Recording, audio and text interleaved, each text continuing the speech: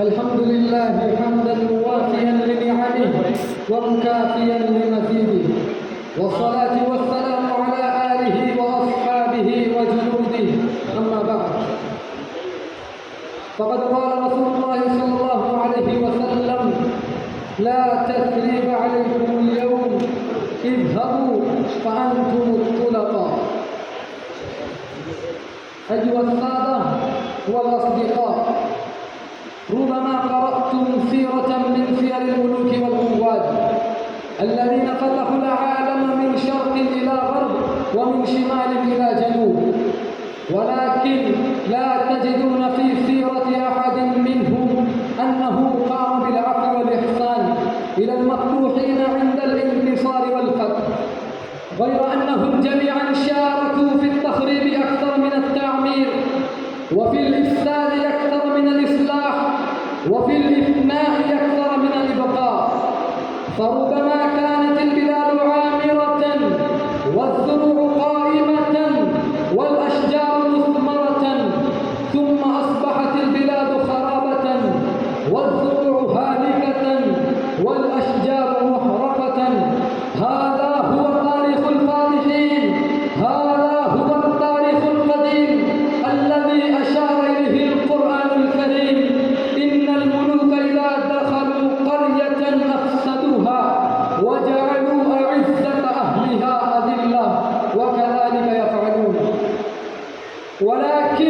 ولكن يبطل هذا التاريخ القديم ولد يسمى محمد بن عبد الله، يبعث إلى الخلق كافة على رأس 40 سنة، فيدعو الناس إلى عبادة الله وحده، ولكنهم يصيرون أعداء، فيهاجر إلى يثرب التي صارت من بعد مدينة الرسول صلى الله عليه وسلم، وبعد 8 سنوات يعود إلى مكة التي أخرج منها هو وأصحابه ظلما، يعود إلى بلدة تولد من ترابها وترعرع في فضائها ونشأ في جوها واستنشق بهوائها، وهو لا يعود إلى وطنه المألوف فحسب، بل يعود إلى بيت الله الذي كان أحب إليه من كل شيء، وهو لا يعود مفردا، ولكن معه جيش جرار يتلاطم تلاطم البحار ويهتز اهتزاز الأشجار ويجيش جأش الأمواج، قلوبهم متدفقة بالطاقة الإيمانية والعزيمة الأكيدة، وميزانهم المختارة الدفاع عن الإسلام والاستهلاك في خدمة النبي عليه السلام. وإن كانت أجسامهم عارية وأقدامهم حافية ولباسهم رثة ونعالهم مخصوفة وسيوفهم بالية، والله إن أرادوا نقل الجبال من مكان إلى مكان